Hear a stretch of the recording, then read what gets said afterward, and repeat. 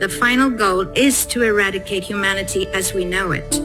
Once you understand the final destination, it becomes much easier to look back and identify the psychological conditioning, the biological tampering, the cultural grooming, and the educational prepping that we have been subjected to for decades in preparation to making us accept a post-human future.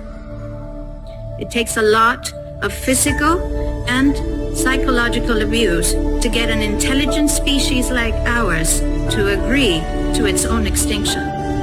Most, if not all, that has transcended in the last 60 years was designed to get us closer to accepting such a dystopian reality. Whether you care to accept it or not, we live in a hyper-controlled matrix where our perception of reality is meticulously planned, managed, and executed in order to control and steer us in whichever direction they wish. And the direction is a post-human world. For this, they first needed to destabilize, dehumanize, and demoralize humanity through every means possible. The destruction of the nuclear family, children being indoctrinated by the state, abortion, the eradication of God and spirituality from education, life in megacities and away from nature, toxic food, air and water, social media, replacing real human connection and interaction, engineered financial crisis and taxation, endless wars and massive migration, stress, anxiety, depression, drugs and alcohol, constant fear-mongering, moral relativism as the new religion, and I could go on and on about how humanity has been influenced and forced to move away from all the things that give us strength, security, purpose, and meaning.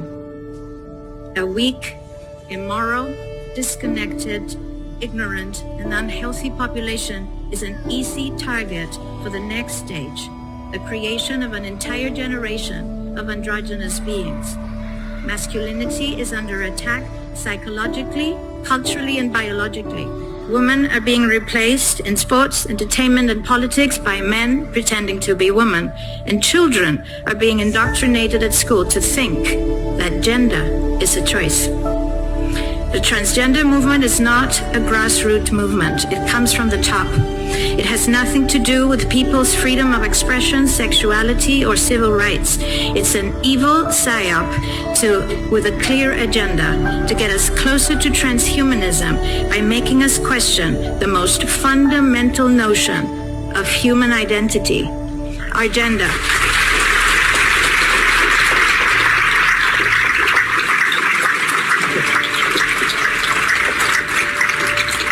If you don't know who you are, if you already identify as a hybrid between a man and a woman, you will be easily convinced to become a hybrid between human and machine.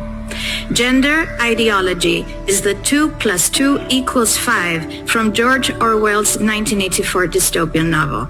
It's the final test to see whether we will follow the most absurd party line towards our own extinction. But 2 + 2 = 4. And no matter how you choose to dress, call yourself, or change your physique, will not change that. The sad reality, though, is that in the gaslighting process to get us closer to a post-human future, they have mentally and physically harmed an increasing number of children and young people, and it's only getting worse. This must be stopped.